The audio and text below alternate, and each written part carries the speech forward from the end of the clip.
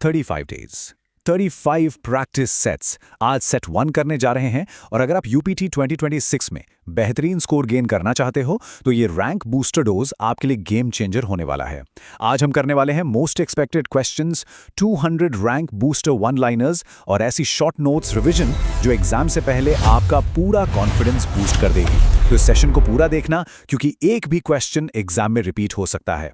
UPT 2026 35 days 35 practice sets, ये है rank booster dose. और याद रखिए, हल्के में मत लेना इसको। चलिए शुरू करते हैं आज का रैंक बूस्टर सेशन। सबसे पहला और बहुत इंपॉर्टेंट क्वेश्चन, पारिस्थितिकी तंत्र यानी इकोसिस्टम शब्द का सर्वप्रथम प्रयोग किसने किया? इसका सही उत्तर है A.G. टांसले ने 1935 में। इसके महत्वपूर्ण बिंदु ध्यान से सुनिए। पहला पॉइंट, यह प्रकृति की एक क्रियात्मक इकाई है। दूसरा, यह एक खुला तंत्र यानी ओपन सिस्टम होता है। तीसरा, इसमें जैविक और अजैविक घटक होते हैं। और चौथा पॉइंट, यह शब्द सबसे पहले 1935 में आया। चलिए अगले क्वेश्चन की तरफ। पारिस्थितिकी यानी इकोलॉजी शब्द का सर्वप्रथम प्रयोग किसने किया? सही उत्तर है अर्नेस्ट हैकल ने 1869 में। इसके मोस्ट एक्सपेक्टेड पॉइंट्स हैं, इकोलॉजी ग्रीक शब्द ओइकोस और लोगोस से बना है, जिसका मतलब है घर और अध्ययन। गहन पारिस्थितिकी यानी डीप इकोलॉजी के जनक अर्नीस नीस हैं। भारतीय पारिस्थितिकी के जनक प्रोफेसर रामदेव मिश्रा हैं। और आखिरी पॉइंट, यह जीवों और वातावरण का आपसी संबंध है। अब बात करते हैं अगले महत्वपूर्ण प्रश्न की। पारिस्थितिक तंत्र यानी खाद्य श्रृंखला में ऊर्जा का प्रवाह कैसा होता है? उत्तर है एक दिशीय यानी यूनिडायरेक्शनल। इसके तथ्य बहुत इंपॉर्टेंट है, याद रखिएगा। ऊर्जा हमेशा उत्पादक से उपभोक्ता की ओर जाती है, इसका वापस चक्रण नहीं होता है। सूर्य ऊर्जा का मुख्य स्रोत है और खाद्य जाल में यह बहुदिशीय हो सकता है। चलिए अगले क्वेश्चन की तरफ बढ़ते हैं।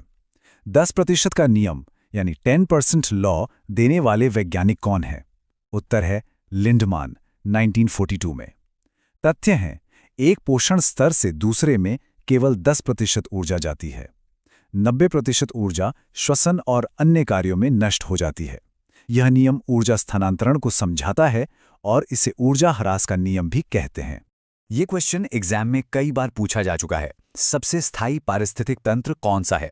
उत्तर है समुद्र या महासागर यानी ओशियन। इसके एग्जाम पॉइंट्स हैं, यह पृथ्वी का सबसे वृहद पारिस्थितिक तंत्र भी है। जलमंडल में सर्वाधिक स्थिरता होती है। यहाँ लवणता और तापमान अपेक्षाकृत स्थिर रहते हैं और इसका जैव भार यानी बायोमास बहुत अधिक होता है।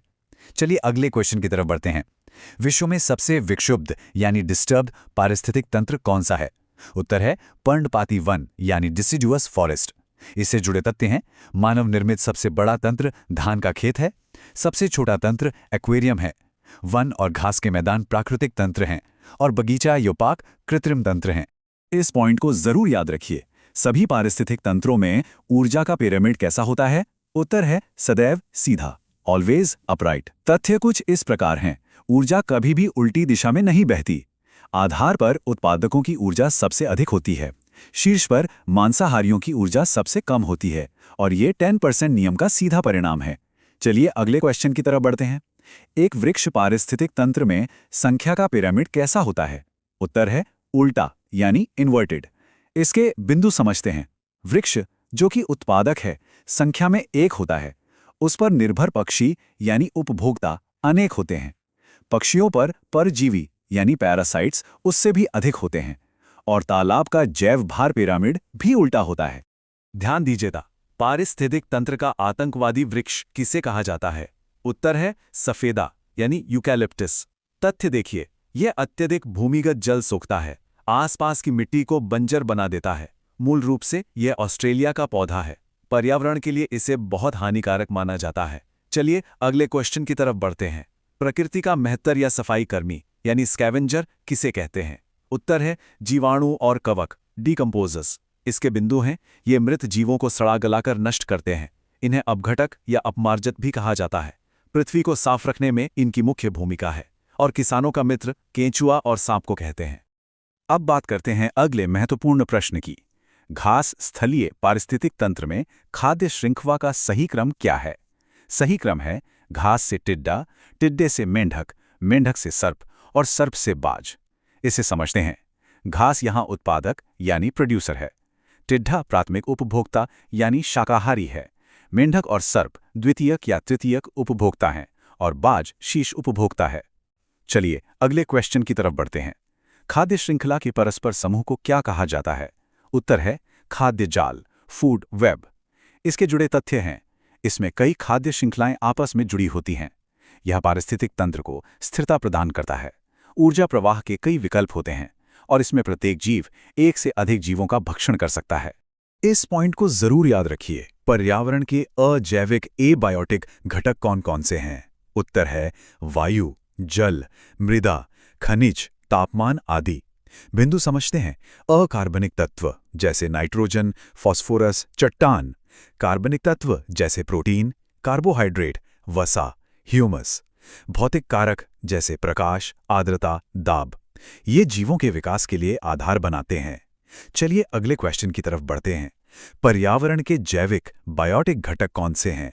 उत्तर है पेड़ पौधे, जीव जंतु, मनुष्य, सूक्ष्म जीव। इसके बिंदु हैं। उत्पादक या स्वपोषी में हरे पौधे, शैवाल आते हैं। उपभोक्ता या परपोषी में जंतु, मनुष्य आते हैं। अपघटक में जीवाणु और कवक आते हैं। ये जलवायु को भी प्रभावित करते हैं। और जैविक समुदाय में प्राथमिक उपभोक्ता हमेशा शाकाहारी होते हैं। ये क्वेश्चन एग्जाम में कई बार पूछा जा चुका है। उष्णकटिबंधीय घास के मैदान सवाना कहाँ पाए जाते हैं? उत्तर है पूर्वी अफ्रीका। तथ्य हैं, यहाँ हाथी घास, एलिफेंट ग्रास सवाना बायोम में मिलती है। यहाँ पेड़ दूर दूर बिखरे होते हैं। लानोस कोलंबिया और वेनेजुएला में है। कंपास ब्राजील में है। चलिए अगले क्वेश्चन की तरफ बढ़ते हैं। शीतोष्ण कटिबंधीय घास का मैदान पंपास कहाँ स्थित है? उत्तर है अर्जेंटीना, दक्षिण अमेरिका में। बिंदु कुछ इस प्रकार हैं। प्रेरी उत्तरी अमेरिका और कनाडा में है। वेल्ड दक्षिण अफ्रीका में है। डाउन्स ऑस्ट्रेलिया में है और स्टेपी मध्य एशिया और यूक्रेन में है। अब बात करते हैं अगले महत्वपूर्ण प्रश्न की। भारत के प्रवाल भित्ति कोरल रीफ क्षेत्र कहाँ स्थित हैं? उत्तर है अंडमान निकोबार, कच्छ की खाड़ी, मन्नार की खाड़ी और लक्षद्वीप। इसके महत्वपूर्ण बिंदु। प्रवाल भित्तियों को समुद्र के वर्षावन कहा जाता है। ये सर्वाधिक जैव विविधता वाले क्षेत्र हैं। लक्षद्वीप पूरी तरह से प्रवाल निर्मित द्वीप हैं और ग्लोबल वार्मिंग से इन्हें भारी खतरा है। चलिए अगले क्वेश्चन की तरफ बढ़ते हैं। शोला घास स्थल भारत में कहाँ पाए जाते हैं? उत्तर है पश्चिमी घाट, जिनमें महाराष्ट्र, कर्नाटक और केरल शामिल हैं। बिंदु हैं, ये उच्च ऊंचाई वाले सदाबहार वन हैं।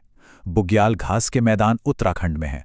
सोनमार्ग और गुलमर्ग जम्मू कश्मीर में है और बन्नी घास गुजरात के कच्छ में पाई जाती है। पुस्तकों पर आधारित ये प्रश्न बहुत इंपॉर्टेंट हैं। ऑरिजिन ऑफ स्पीसीज पुस्तक के लेखक कौन है? उत्तर है चार्ल्स डार्विन। तथ्य, यह पुस्तक 1859 में प्रकाशित हुई थी। इसमें प्राकृतिक चयन का सिद्धांत दिया गया। डार्विनवाद विकासवाद का प्रमुख सिद्धांत है और सर्वाइवल ऑफ द फिटेस्ट की अवधारणा इनसे जुड़ी है। चलिए अगले क्वेश्चन की तरफ बढ़ते हैं। फिलॉसफी जूलॉजिकल के लेखक कौन है? उत्तर है लेमार्क। इसके तथ्य, लेमार्कवाद उपार्जित लक्षणों की वंशागति का सिद्धांत है।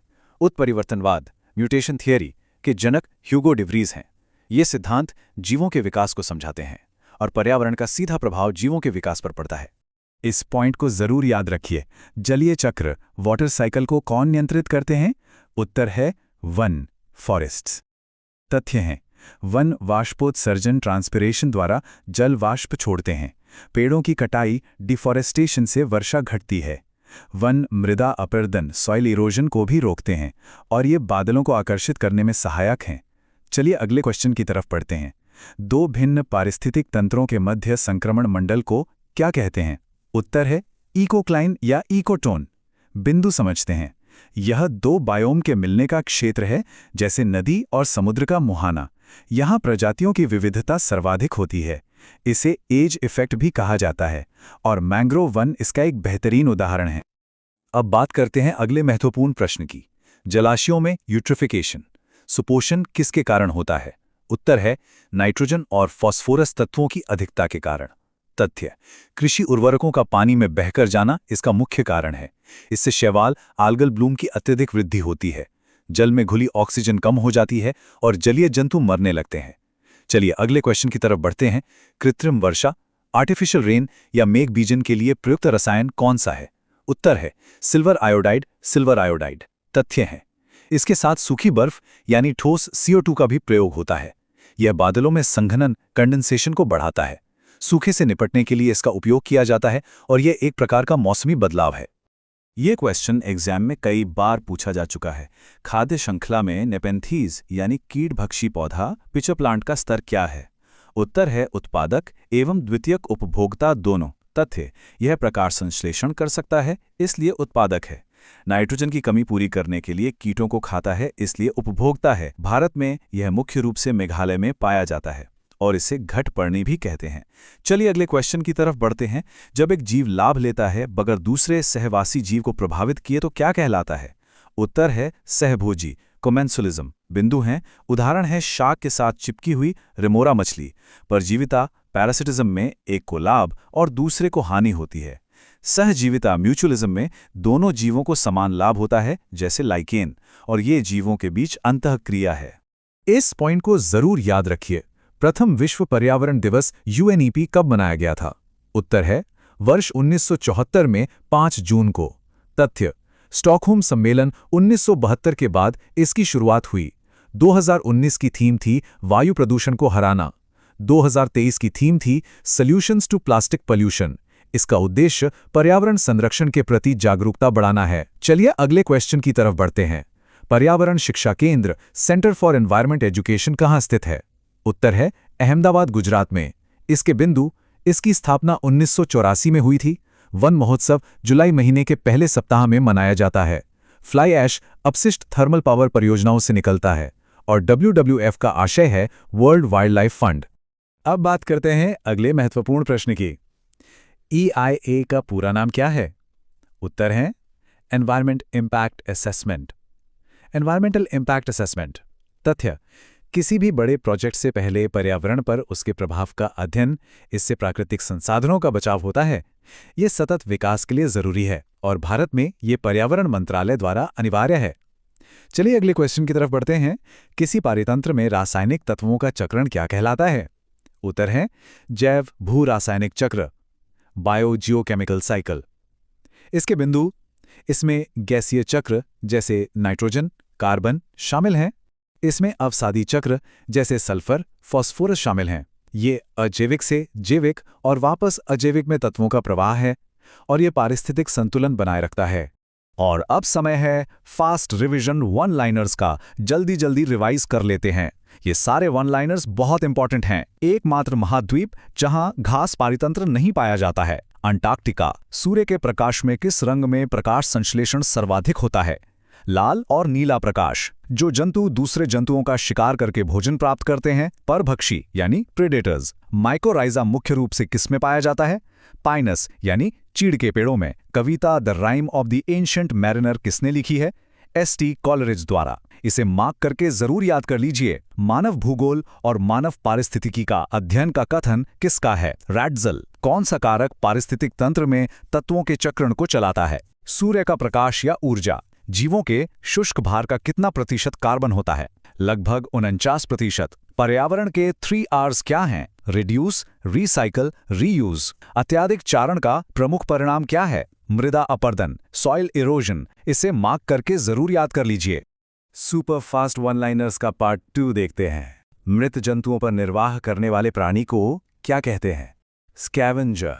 पौधों की पत्तियों में प्रकाश संश्लेषण के लिए क्या आवश्यक है?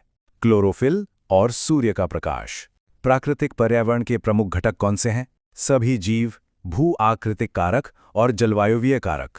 पर्यावरण असंतुलन का मुख्य कारण क्या है? पर्यावरण चेतना का अभाव एवं भौतिकवादी सोच। खाद्य श्रृंखला द्वारा घातक रसायनों के निरंतर बढ़ती मात्रा क्या कहलाती है? जैव सांद्रण, बायोमैग्निफिकेशन। इसे मार्क करके जरूर याद कर लीजिए। नदी मुहानों, एस्चुरीज के प्रमुख लक्षण क्या हैं? ताज़ा एवं खारा जल का मिश्रण और उच्च उत्पादकता। ह्यूमस निर्माण में कौन सहायक होते हैं?